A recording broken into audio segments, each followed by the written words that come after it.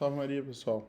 Então, eu acabei de chegar do cinema, fui assistir o filme O Rei dos Reis, essa produção sobre Jesus Cristo que está sendo bastante comentada aí, bateu recorde de bilheteria lá nos Estados Unidos e acredito que muitas mães, né, muitos pais estão querendo saber se vale a pena levar as crianças para assistir. Então eu fui lá assistir e para passar aqui para vocês uma opinião a respeito desse filme. Então é um filme que basicamente tem como personagem que narra a história o Charles Dickens, que é um dos maiores escritores da história da Inglaterra. Ele conta para o seu filho a história de Jesus. O Charles Dickens escreveu um conto com a história de Jesus, e esse livro é baseado nesse conto. Até onde eu sei, esse conto não existe em português, não existe uma tradução.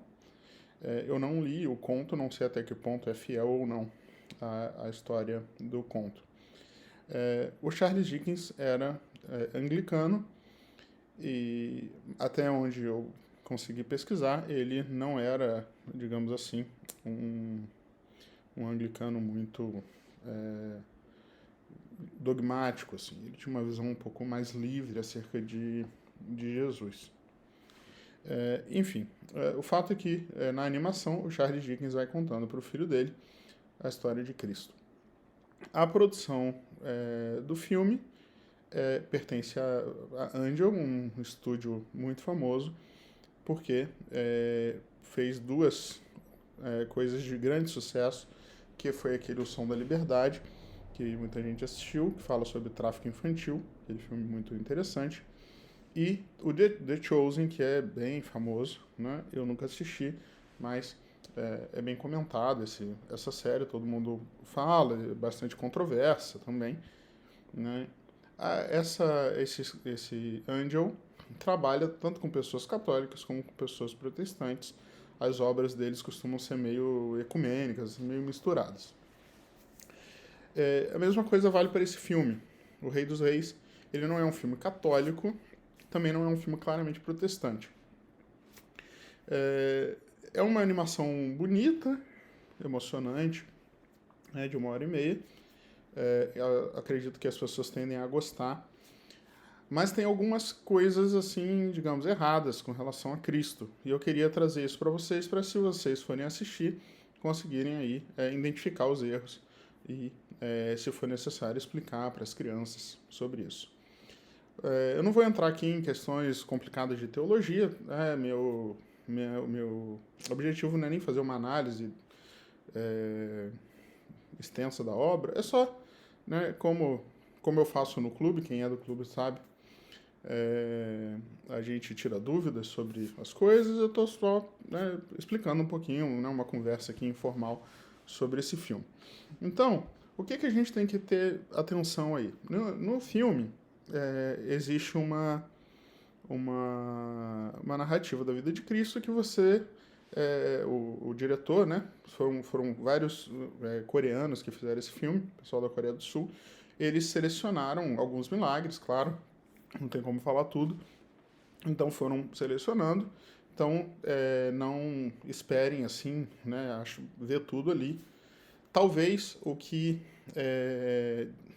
a gente talvez sentiria mais falta seria do milagre das bodas de Caná, não aparece, né? Mas eu até entendo porque você tem que selecionar alguns milagres e tal. O que acontece? O filme, ele, na cena do parto, então do nascimento de Cristo, ele não mostra exatamente o parto, mas ele mostra a Maria com umas espécie de contrações ali, que deixariam meio subentendido um parto normal, uma dor do parto, que a gente sabe pela doutrina católica que não aconteceu, né? O parto de Cristo foi um parto virginal, né? Não houve dor, então foi um parto que não violou a virgindade da Virgem Maria. Então, isso seria um primeiro ponto, né? Existe uma cena de Jesus no templo, que essa cena todo mundo conhece, né, do Evangelho, E nessa cena, a resposta de Cristo para a Virgem Maria e para São José é uma resposta assim. Eu não lembro agora de cabeça, tá? Eu acabei de ver o filme, mas eu não lembro as palavras exatamente. Eu vi no cinema, estava ruim de anotar, mas é, o menino Jesus ele me dá a entender, né, que ele estava tipo entendendo que ele precisava estar ali na casa do pai, né? O que acontece? Não é nada de explícito, mas quem assiste tem a impressão de que é como se Cristo estivesse se descobrindo, sabe?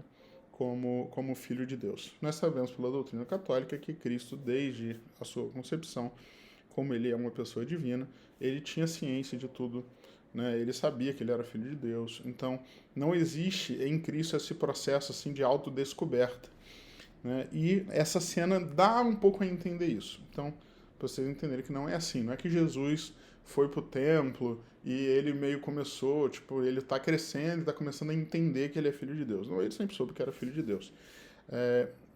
Fala no Evangelho que Maria e José não entendiam algumas coisas, né? Não é que eles não entendiam que Jesus era filho de Deus, eles sabiam disso, que Jesus era Deus. Eles não entendiam o significado daquelas coisas que Jesus fazia, mas não, né, não significa que eles não entendiam o que Jesus estava querendo dizer quando se referia ao Pai. Eles sabiam muito bem que o Pai era o Pai, Deus, e não São José. São José é o pai adotivo. Uma outra cena se faz uma referência à fé de Jesus.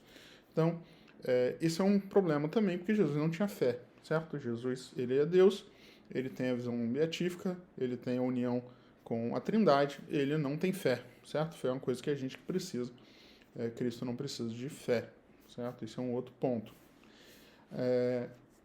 E tem uma outra passagem, que é depois do milagre da multiplicação dos pães, em que os apóstolos vão para o barco, né, que depois vai ter a cena lá de andar sobre as águas e tal, e Jesus fica para trás, assim, porque ele quer rezar, e ele meio que, né, fala sozinho, ou está rezando, não sei, em que ele reflete sobre aquelas pessoas que queriam fazê-lo rei, né, não porque eles acreditavam mesmo, mas por causa que Jesus tinha alimentado eles, certo? E Jesus usa a frase, né? Eu acho que vocês estão aqui porque eu alimentei vocês. Essa expressão, eu acho, é uma expressão que pode ser também problemática, né? Jesus não achava, né? Jesus, ele sabia das coisas, né? Então, e por fim, um erro que eu acho que foi uma desatenção da produção, talvez, Jesus ressuscitado, ele não tem as chagas. Tá? Não acho que seja nada intencional, acho que foi um erro no desenho mesmo. Tem uma cena um pouco mais complexa em que o pai fala com o filho, né, para quem ele está contando a história, que Jesus vai ter o relacionamento rompido com Deus. E isso, claro, a gente pode entender de forma benéfica, benevolente, no sentido de que Jesus se sentiu ali abandonado pelo Pai na cruz e tal, não que de fato houvesse um rompimento da relação com Deus. Mas isso eu não vejo como se fosse algo de errado, né? Eu acho que é só a gente entender de forma benévola a coisa. Então seria isso, assim, que eu consigo lembrar agora, os pontos principais para a gente ficar atento, né, com relação a esse filme, de coisas que poderiam ser um pouco fora, assim, da fé católica, mas em geral, todo o resto.